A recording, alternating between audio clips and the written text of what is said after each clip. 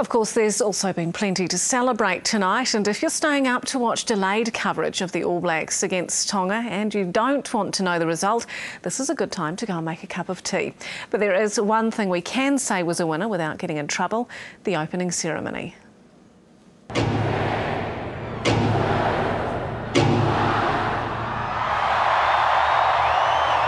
After all the hype, the moment had arrived.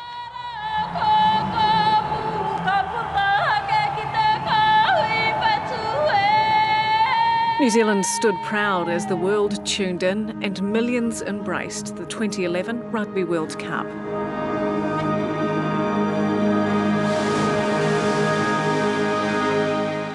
The opening ceremony began with a mystical Māori journey that took us from the misty past of New Zealand right up to modern times in the city of sails.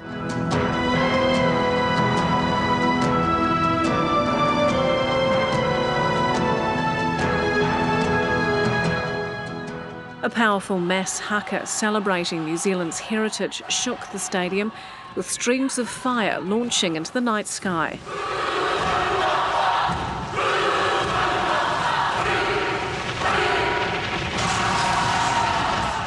And in a moving tribute to Canterbury, a young boy wearing a red and black shirt took to the field,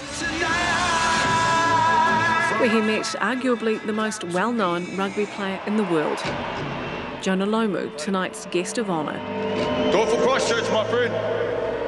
As the ceremony drew to a close, the Rugby World Cup official anthem, World in Union, was performed with a Kiwi twist.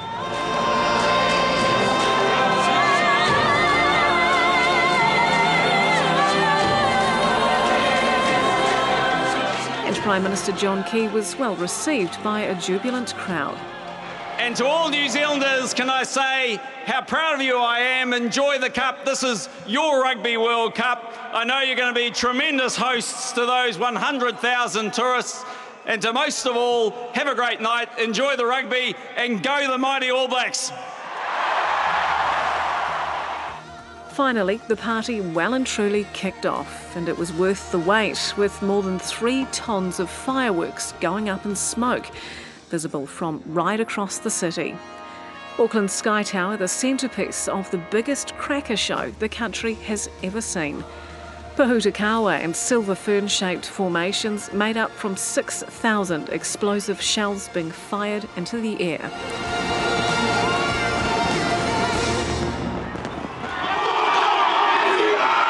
And then it was down to business on the field, with both teams issuing challenges. Dan Carter scored the All Blacks' first points of this World Cup with the boot, and Israel Dagg continued his great form to get the first try. Sonny Bill Williams showed his first flash of brilliance with a flick pass to Tuiava, who put Kahui away for a try.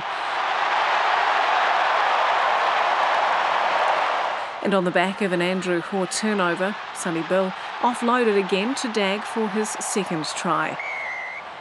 The backs were getting plenty of ball, and Kahui notched up its second.